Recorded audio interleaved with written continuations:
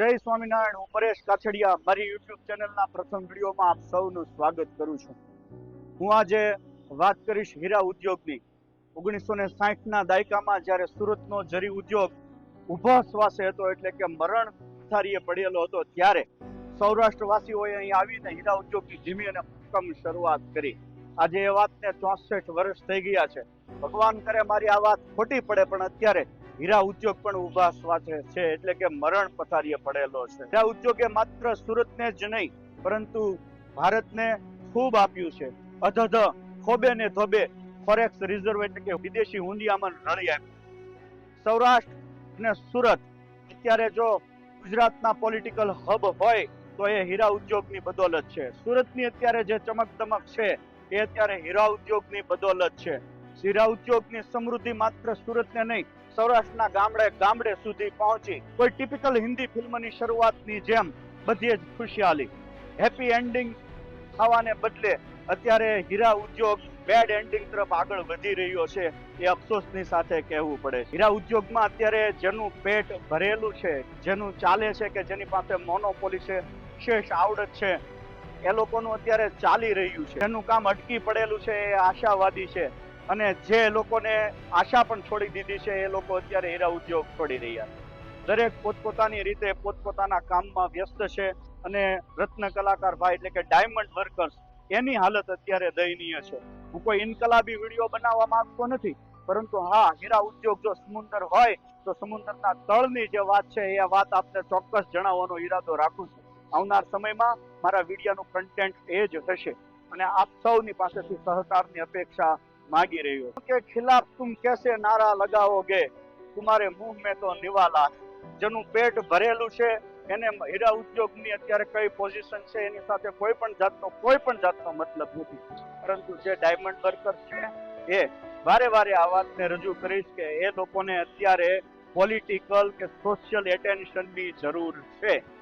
આજે 64 વર્ષ પછી હીરા ઉદ્યોગની શું સ્થિતિ છે, ઇન્ટરમિશન પછી હીરા ઉદ્યોગની શું હાલત છે એની હું વાત કરીશ. CVD નું આગમન થયું અને બધાએ વાઘ આવ્યો, મંદી છે, ડાઉનફોલ છે, મંદી છે, ડાઉનફોલ છે, એવી બુમરાણો વચ્ચે હીરા ઉદ્યોગ આગળ ચાલતો થયો. મંદીના માહોલની વચ્ચે, ડાઉનફોલની વચ્ચે પણ ગત નાણાકીય વર્ષ 2023માં 8,000 કરોડ US ડોલરની નિર્યાત આ ઉદ્યોગે કરી. 8,000 કરોડ US ડોલર. આ તમે ગૂગલ સર્ચ કરી અને ઇન્ફોર્મેશન મેળવી શકો છો. એમ છતાં પણ કેટલાક તત્વોએ મંદી છે, પોસાતું નથી, મંદી છે એમ કરી અને માહોલને આગળ વધારતા ગયા. ડાઉનફોલમાં જેટલી અસર ઇન્ડસ્ટ્રીના અપર લેવલને થઈ છે એના કરતાથી ક્યાંય વધારે અસર લોઅર લેવલને થઈ છે. એટલે કે રત્ન કલાકાર ભાઈઓ જે ડાયમંડ વર્કર્સ છે એની હાલત અત્યારે દયનીય છે.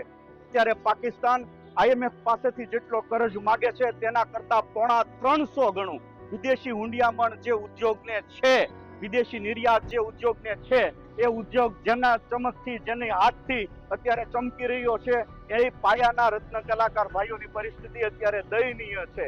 હું કોઈના ઉપર બ્લેમ નથી કરતો, ખાસ કરીને કોઈ પોલિટિકલ પરિબળો ઉપર, રાજકીય પરિબળો ઉપર બ્લેમ નથી કરતો. સામાજિક પરિબળો તો આમાં હોય જ, ત્યાંથી બધા પોતપોતાની રીતે સારું કરતા જ હશે, પરંતુ બડી મછલી છોટી કો ખા રહી હૈ, એ ન્યાય કોઈ વસ્તુ બનતી હોય તો એને નકારી ન શકાય. એમ છતાં પણ બડી મછલી છોટી કો ખા રહી હૈ એવી પરિસ્થિતિ અત્યારે ઊભી થઈ છે. હું કોઈ મોટા પોલિટિકલ કે ઇન્ડસ્ટ્રીમાં મોટું નામ ધરાવતા વ્યક્તિઓને પણ ટાર્ગેટ નથી કરતો, પરંતુ એટલું ચોક્કસ કહેવા માંગીશ કે હવે અત્યારે આ ઉપર ઇન્ટેન્શન ધ્યાન આપવાની જરૂર છે. કારણ કે રત્ન કલાકાર ભાઈઓ અત્યારે સુરતમાં રહેવા માટે એફોર્ડ ન કરી શકે એ પરિસ્થિતિમાં અત્યારે જીવી રહ્યા છે.